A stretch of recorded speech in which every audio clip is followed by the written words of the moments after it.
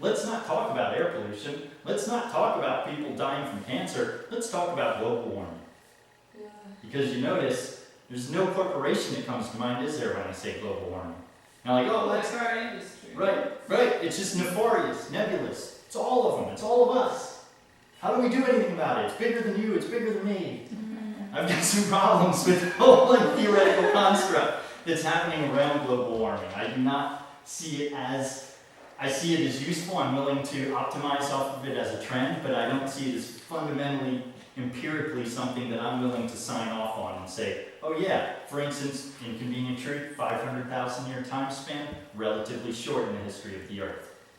Solar flux is something that is constantly changing. As I mentioned, 30% increase in the heat of the sun in the past 4,000 million years.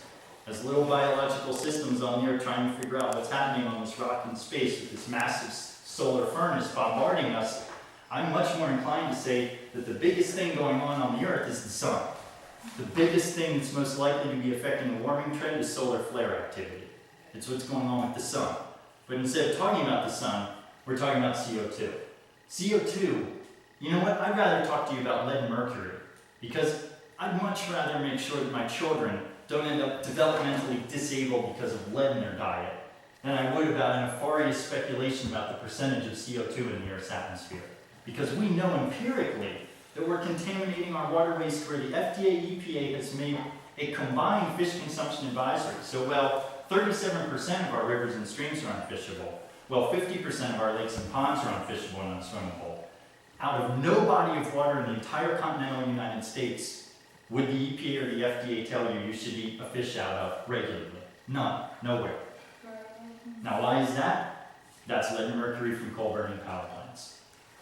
So that's why it gets back to retrofitting the infrastructure. Because we can create our little pristine eco-microcosms. Meanwhile, they're being rained down upon with radioactive isotopes from the nuclear power plant, lead and mercury, heavy metals from the coal-burning power plant, but we've got our own little, you see, you can't do the eco-utopia thing. Not going to work. Because the way this infrastructure works is that everything is coming down on us. Yeah. It's easier to sequester mercury than it is lead. Lead ends up oftentimes in the studies I've been reading really hanging out in the soil. In fact, some soil biologists are joking and saying it's just too heavy for the plants to take it up. But there might be some truth in it. But the studies so far, and this is another field that, we're not done. We're going to continue to learn about how to do this kind of stuff.